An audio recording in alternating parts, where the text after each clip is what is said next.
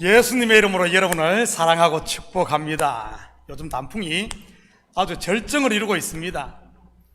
올해는 적당한 강우량과 일조량으로 인해 그 어느 때보다 단풍이 아름답게 들었습니다. 그러다 보니 우리 성도들 가운데도 많은 분들이 단풍놀이를 다녀왔다는 제가 보고를 받았습니다. 어제도 두 팀이 다녀오는 것을 제 눈으로 확인했고요. 좋은 사람들이 모여 아름다운 자연을 누리고 좋은 이야기를 나누면 분명 그 즐거움이 배가 되고 모두의 마음에 힐링이 일어납니다. 그런데 아무리 단풍이 아름답다 할지라도 좋은 이야기 대신 그 반대의 이야기만 하다 보면 마음에 독소가 쌓여 병만 키우게 되는 것이지. 저는 우리 식구들이 모일 때마다 좋은 이야기, 곧 하나님의 은혜를 나눔으로 서로에게 건강을 선물하는 서로의 비타민이 되시기를 축복합니다. 요즘 새벽 예배 때 바울과 바나바의 1차 선교 여행의 발자취를 따라가고 있습니다. 안디옥 교회에서 출발한 그들은 구브로 섬을 지나 밤빌리아에 있는 버가, 그리고 비시디아, 안디옥, 이고니온, 어제 새벽에는 루스드라까지 이르러 복음을 전하게 됩니다. 그런데 이들의 뒤를 따라가다 보면 바울과 바나바가 계속 쫓기는 것을 보게 됩니다. 바나바의 고향이었던 구브로 섬을 제외하면 말이지. 특히 복음이 선포됨으로 믿는 제자들이 생겨날 때마다 말입니다. 누가 바울과 바나바를 박해하며 복음을 대적합니까? 주로 유대인들입니다. 물론 이들에게 선동된 이방인들도 일부 있고요. 이들이 사도들을 박해한 근본적인 이유가 무엇일 것 같습니까? 진리의 빛, 곧 복음으로 인해 자기들의 거짓 의의 실체가 드러났기 때문입니다. 결국 자기의 허물, 죄를 감추기 위해 그들을 박해했던 것이지. 그런데 복음을 대적한 이러한 유대인들은 당시 선교 현장에만 있었던 건 아닙니다. 영적으로 보면 지금 교회 가운데도 똑같이 있다는 사실입니다. 하나님의 백성들이 말씀을 듣지 못하게 방해하는 세력들 말이지. 지난주 일부 예배 때 말씀을 전하는데 성령께서 얼마나 큰 감동을 주시는지, 성령께서 제 입을 사용하심이 제가 온몸으로 느꼈습니다. 유난히 지난주 일은 평소보다 적은 수가 모였는데 말이지. 1부 예배를 마치고 2부 예배를 준비하며 얼마나 기대가 되었는지 모릅니다. 2부 예배는 1부 예배보다는 보통 한 5배 정도 많이 출석을 하니 말이지. 그런데 아니나 다를까 사도행전이 그대로 재현되는 것을 경험했습니다. 성도들 말씀을 듣지 못하게 막는 이런 귀신의 역사 말이지. 성경에 보면 사람 속에 숨어있던 귀신이 어떻게 역사하던가요? 사람으로 고함을 지르게 하고 발작과 경련을 일으키고 그리고 입에 거품을 품고 쓰러지게 만듭니다. 여러분, 눈앞에서 이런 모습 보면 어떤 줄 아십니까? 구역질이 나오려고 하고 머리가 지끈지끈 아플 뿐만 아니라 빨리 그곳에서 벗어나고 싶습니다. 한국에 있을 때 귀신 쫓는 일 저도 우리 목사님 밑에서 많이 했습니다. 제가 모시던 은사 목사님이 기도원 원장님 출신이라서 말이지. 은사가 보통 강한 분이 아니셨으니까요. 귀신이 역사할 때 나는 냄새가 어떤 줄 아십니까? 여러분, 시체 썩는 냄새 저를 가릅니다. 입맛이 그냥 싹 사라질 뿐만 아니라 일주일 이상 이 코에서 그 냄새가 맴돕니다. 그 어떤 장사인들 그곳에서 도망가고 싶지 않겠습니까? 그러니 말씀이 귀에 들어올 리 만무하지. 왜 귀신들이 이렇게 더럽게 역사하는 줄 아십니까? 사람의 이 감성의 문을 막아 영의 양식을 먹지 못하게 하기 위해서인 겁니다. 아무리 멋있는 진수성찬이 있다고 한들 여러분, 변속간에서 먹으라고 하면 먹을 수 있겠어요? 변속관 곧 재래식 화장실, 경상도 말로는 통시라고 합니다. 가몽시가 아니고 통시. 요즘 화장실이야 밥안이라 잠을 자도 전혀 문제가 없습니다만 옛날이 변속관 통신은 어떻습니까? 구더기가 구들구들하고 똥파리의 냄새에, 거기다 저녁에 가면 꼭 달걀 귀신이 나올 것 같아요. 생각만 해도 입맛이 뚝 떨어지잖아요. 혹시 귀신의 방해로 인해 지난주 말씀을 제대로 듣지 못한 분이 계시다면 오늘 오후에 다시 들을 수 있기를 축복합니다. 제가 목장 리더 단톡방을 통해 지난주 주일 설교 영상을 다시 올릴 테니 말이지. 어제 새벽에도 말씀드렸듯이 선교는 쫓김의 연속이요, 목회는 영적 싸움 곧 시험의 연속입니다. 이것은 우리의 신앙생활도 마찬가지인 것이고요. 그러면서 어디로 향합니까? 복음은 땅끝을 향하고 성도들의 신앙은 그리스도께로 자라고 목사는 성숙한 어른이 되어가는 것입니다. 다시 말해 땅적인 신앙에서 점점 박해와 어려움과 시험을 통해 떠밀려 하늘적인 신앙으로 말이지. 그런 것을 보면 저는 좀 영적인 비위가 좀 강한 것 같습니다.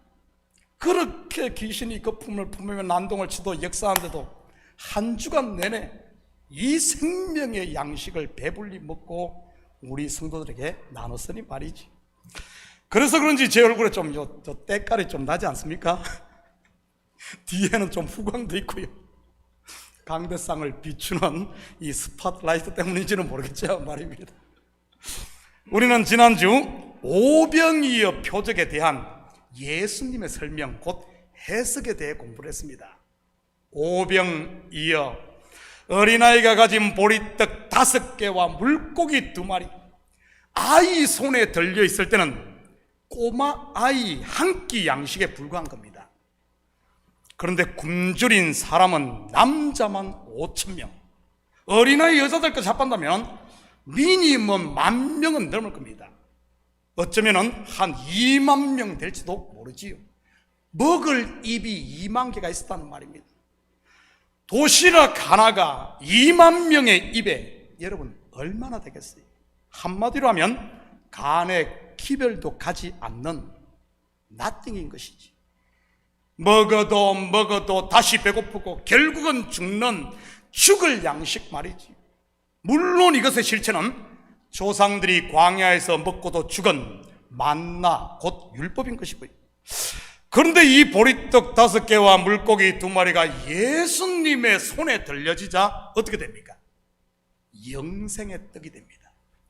5,000명이 먹고도 남은 조각이 12광주리를 거두는 이 떡 말이지. 물론 이것은 율법의 저주가 예수님 손에 들려질 때, 다시 말해 율법의 종로로도 다던 인생이 예수님 손에 붙들릴 때 영생을 얻는다는 의미인 것입니다. 영생이 누구에게 있다는 말입니까? 바로 예수 그리스도 안에 있다는 말입니다. 결국 성도는 하나님의 말씀이 육신이 되어 생명의 떡으로 오신 예수 그리스도를 먹을 때, 곧 영접할 때 이 영생을 누린다는 말입니다. 저는 우리 식구들이 이 생명의 떡 곧 하나님의 말씀을 아멘으로 받아 하나님의 나라를 마음껏 누릴 수 있기를 축복합니다. 60절 61절입니다. 제자 중 여럿이 듣고 말하되 이 말씀은 어렵도다. 누가 들을 수 있느냐 한데, 예수께서 스스로 제자들이 이 말씀에 대하여 수군거리는 줄 아시고 이르시되 이 말이 너희에게 걸림이 되느냐. 우리는 여기서 진리의 말씀 앞에 선 세 종류의 제자들을 볼 수 있습니다. 자기 배부르면 그만인 무리들은 일단 빼고 말이지. 그 첫 번째가 방금 읽은 60절 61절에 나오는 제자들입니다. 물론 여기서 말하는 제자는 예수님의 12제자를 말하는 것은 아니고요. 이 사실은 뒤에 나오는 67절을 통해 확인할 수 있습니다. 한번 볼까요? 67절입니다. 예수께서 12 제자에게 이르시되 너희도 가려느냐.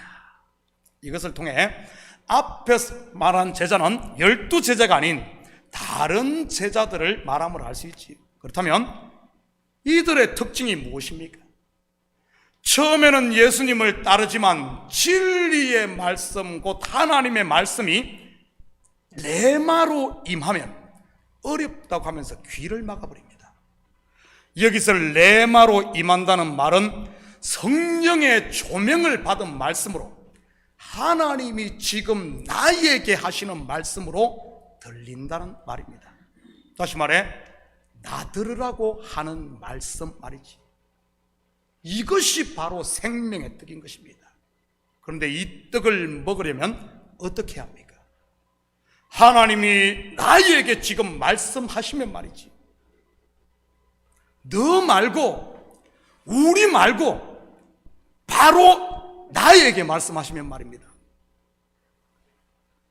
아브라함아, 아브라함아, 모세야, 모세야, 요나야, 요나야, 사울아, 사울아, 덕봉아, 덕봉아, 너는 세상 사람들 변호하려고 하지 말고 나를 위해 일하거라. 여러분, 덕봉이가 누구죠? 성경에 그런 이름 없는데요. 없어요. 제 어릴 때 집에서 부르던 이름입니다. 저희 집은 큰 누나인 옥순 외에는 5명이 있는데 집에서 부르는 이름이 다 따로 있었습니다. 둘째 누나가 옥자인데 곰배라고 부르고, 형은 본명이 석연인데 삼봉이라고 부르고, 저는 덕봉이, 막내는 이름이 두연인데 그냥 두지라고 불렀지요. 하나님의 말씀이 레마로 임하면 나오는 첫 번째 반응이 무엇인 줄 아십니까? 대부분의 사람들이 말이지. 하나님, 나는 아니죠. 나는 아니죠. 본문으로 말하면 이 말씀은 어렵도다. 누가 들을 수 있느냐. 다르게 말하면 내 생각과 내 상식에 맞지 않는다는 말이요. 들을 수 있느냐라는 말은 누가 순종할 수 있느냐, 이런 말입니다. 아브라함을 불러 독자 이삭을 모리아 산에서 번제로 바치라고 했을 때, 모세를 불러 애굽으로 다시 돌아가 자기 백성들을 출애굽시키라고 했을 때, 사울을 불러 성령 충만한 서대반의 설교를 듣게 했을 때, 요나를 불러 적국인 니느웨의 복음을 전하라고 했을 때, 판사가 되고 변호사가 되어 어깨 펴고 떵떵거리며 살아보겠다고 사법고시에 꽂혀있던 덕봉이에게 목사하러 가면 아멘 하고 순순히 가겠습니까? 한숨 푹푹 쉬며 도살장으로 끌려가는 소처럼 한 걸음 옮기고 산 쳐다보고, 또 한 걸음 옮기고 산 쳐다보고 하지 않았겠냐는 말입니다. 아브라함이 그랬을 것이고, 모세는 대놓고 하나님 앞에 노하지 않습니까? 나는 아니라고 하면서 말입니다. 제발 제발 나 빼고 보낼 사람을 보내소서 했고요. 요나는요, 아예 그냥 정반대 방향으로 다시스로 그냥 도망을 가버립니다. 바울이 된 사울은 한 수도 뜨고요, 하나님의 말씀 성령 충만했던 서대반의 설교가 와닿자 서대반을 그냥 돌로 쳐 죽여버립니다. 여기 있던 문목사도 예외는 아니었고요. 왜냐하면 지금까지 쌓은 것들을 포기해야 하니 말이지요. 내려놓은 말입니다. 본문으로 말하면 하나님의 말씀이, 이게 좀 낮춰요. 이게 뭐가 이게 하우링이 생겼네요. 이게 누가 만져서 그런 것이 아니라 그냥 자동으로 그러는 겁니다. 잠 깨라고. 본문으로 말하면 하나님의 말씀이 걸림이 되는 것입니다. 내가 가려고 하는 길에 말이지. 물론 여기서 내가 가는 길은 성령이 이끄는 길이 아닌 내 육신이 이끄는 길이고요. 이때 나오는 것이 수군 그림인 것입니다. 화살을 누구에게 돌린다는 말입니까? 하나님이요, 말씀 전하는 자인 겁니다. 하나님이 나에게 말씀하시면 말입니다. 대표적인 사람이 사울 아니었습니까? 하나님의 말씀을 전하는 서대만을 돌로 쳐 죽였습니다. 사울의 마음에 하나님의 말씀이 레마, 사울에게 하시는 말씀, 나 들으라고 한 해로 들리지 않았다면 왜 굳이 이 사울이 살인을 저질렀겠습니까? 안타깝게도 목회를 하다 보면 많은 성도들이 이 말씀이, 진리의 말씀이 걸림이 되어 교회를 옮기는 분들이 많습니다. 단순히 설교를 통해서만이 아니라 하나님께서 이 마음을 터치하시고 하나님이 찾아왔을 때 말이지. 물론 이럴 때 겉으로는 시험의 형태로 나타납니다. 사람들과 부딪힌다든지 교회 다니는 것이 부담이 되는 것들 말이지. 여러분, 왜 사람들과 부딪힙니까? 내 마음이 열렸기 때문 아닙니까? 내 마음 꽉 닫고 있으면 부딪힐 일이 전혀 없습니다. 내가 이제 좀 믿고 마음을 열었더니만은 부딪히기 시작합니다. 여러분, 왜 신앙생활이 부담이 됩니까? 하나님께서 내 마음에 콜링하는 것 아니에요? 사역애로의 콜링 말이지. 그러면 어렵도다, 누가 들을 수 있나 하면서 걸려 넘어지는 겁니다. 말씀이 마음에 부딪힙니까? 나 들으라고 하네로 말이지요. 우리 목사님 저격설교 하네. 여러분, 그러지 마시고 아멘 하시고 지금 내가 치고 있는 배설물들을 내려놓을 수 있기를 축복합니다. 미움과 시기, 불평과 원망, 그리고 악심, 바로 손에 들고 있는 이런 돌들 말이죠. 돌들. 그래야 영생의 말씀, 곧 생명의 떡을 배불리 먹을 수 있으니까요. 그런데 안타깝게도 많은 제자들이 이 고비를 넘지 못하고 미끄러져 버립니다. 66절입니다. 그때부터 그의 제자 중에서 많은 사람이 떠나가고 다시 그와 함께 다니지 아니하더라.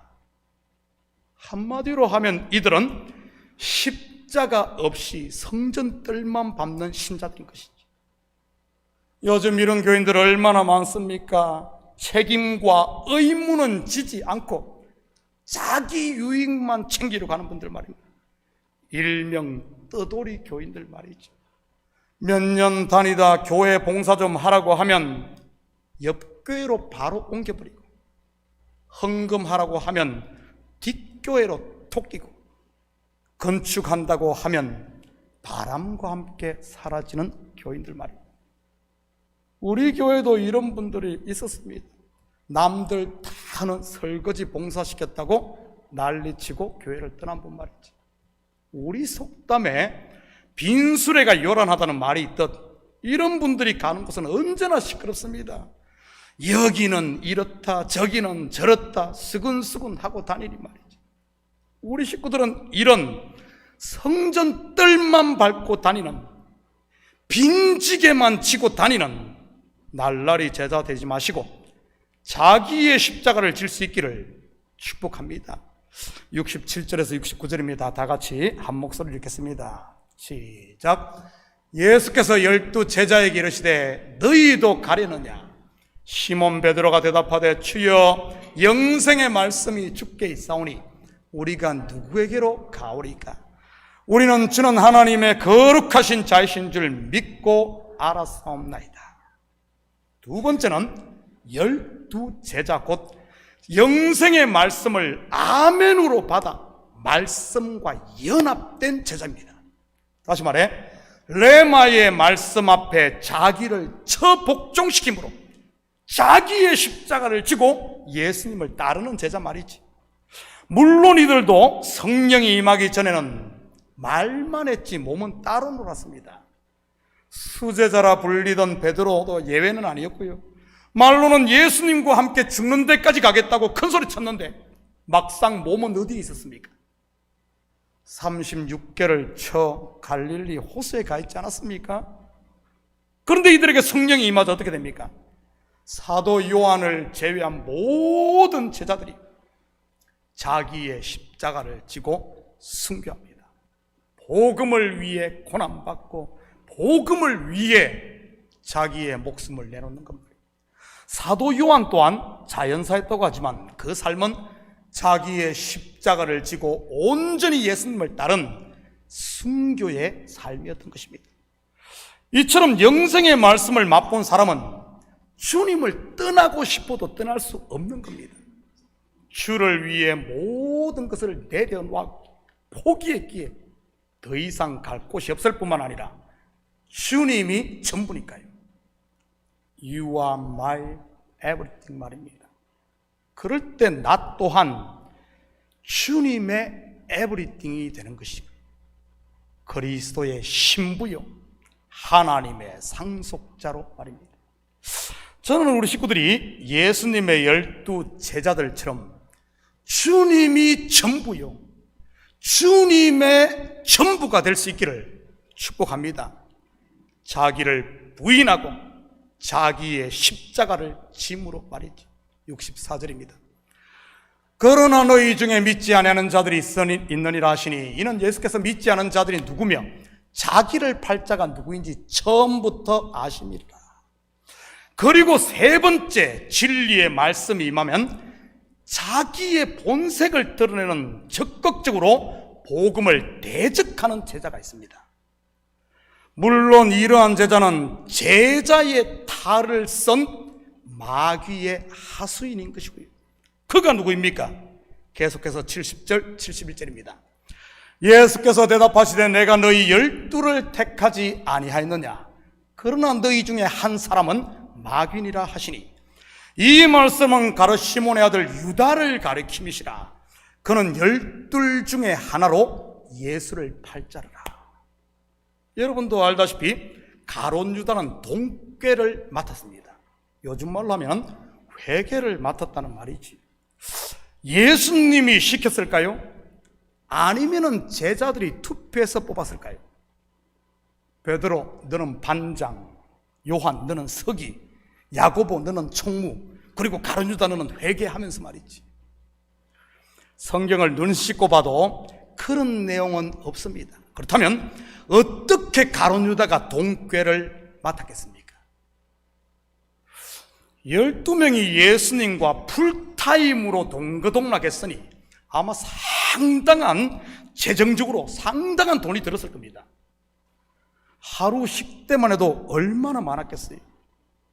요즘 식당에서 13명이 식사하면 얼마가 나오죠? 한 번도 13명 안 먹어봤나? 팁까지 하면 한 300불은 나올걸요? 삼겹살, 갈비 말고 그냥 탕으로만 해도 말이지. 그렇다면 한 끼에 300불이라면 어떻겠어요? 그렇다면 하루 먹는 것만 해도 900불. 사람이 사는데 가장 기본적인 게 뭐죠? 의식주 아닙니까? 입는 것과 자는 것.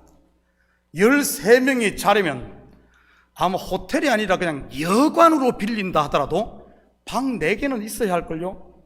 한 방에 4명씩 3, 4, 12.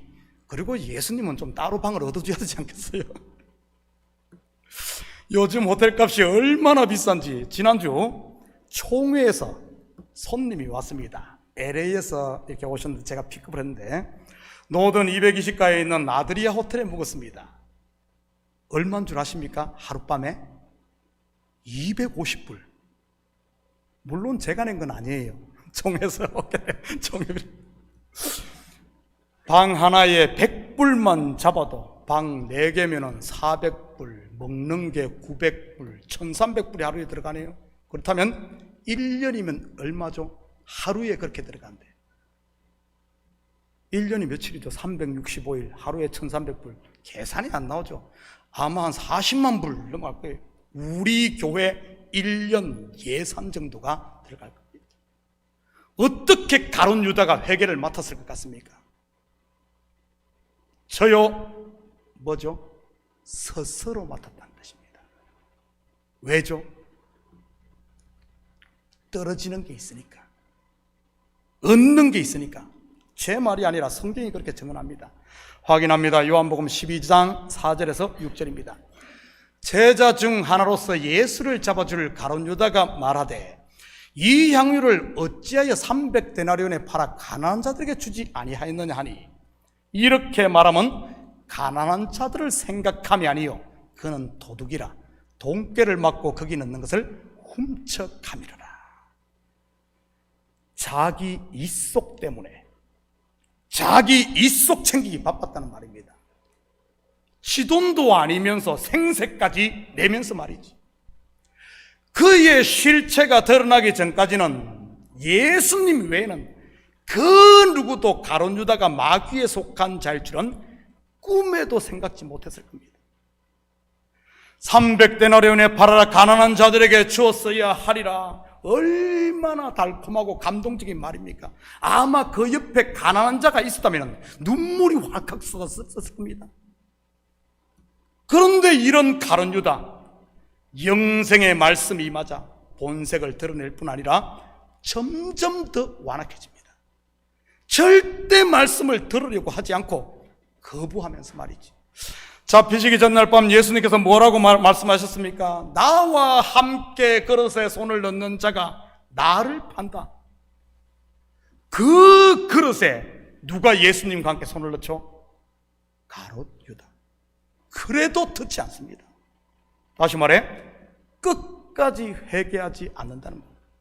그렇다면 그 결국이 무엇입니까? 배가 터져 목매달아 죽습니다. 배가 터졌다는 말은 욕망으로 쌓던 이런 바벨탑이 무너졌다는 말이요, 목매달아 죽었다는 말은 피 흘림이 없는 제사, 곧 하나님께 연락되지 못했다는 의미입니다. 제사함 받지 못하고 여전히 죄 가운데, 즉 저주와 심판 아래에 있었다는 말이지.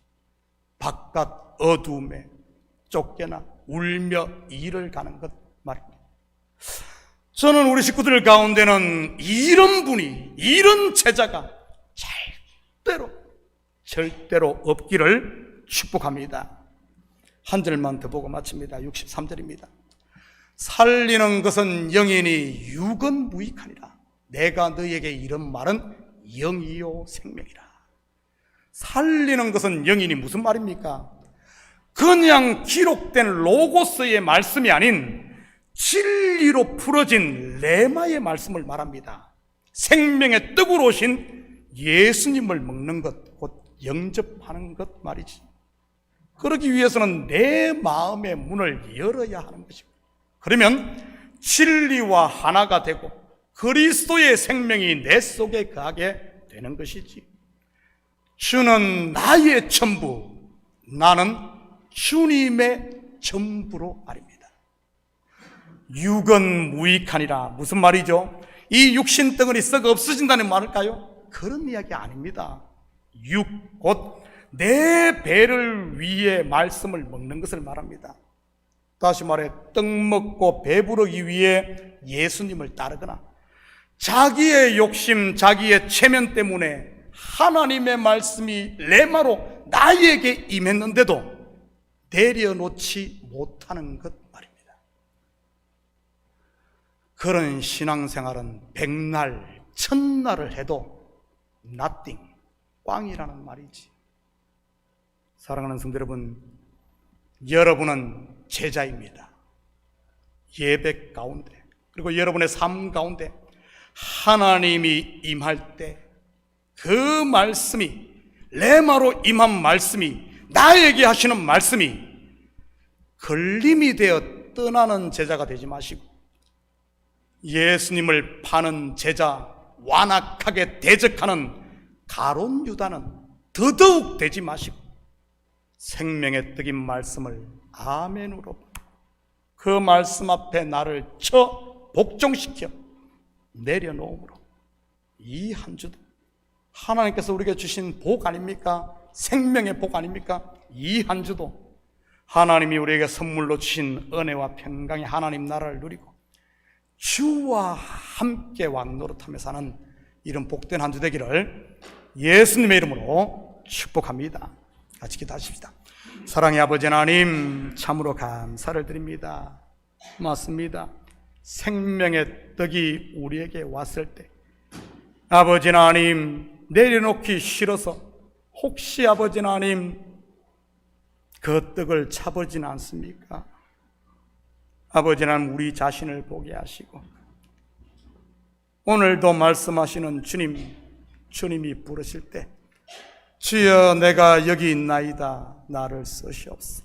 주님께 우리 자신을 드림으로 말미암아 하나님의 나라가 우리 속에 풍성하게 임하고 아버지 하나님 생명의 말씀으로 배불리며 사는 이런 복된 삶이 될 수 있도록 축복하여 주시옵소서.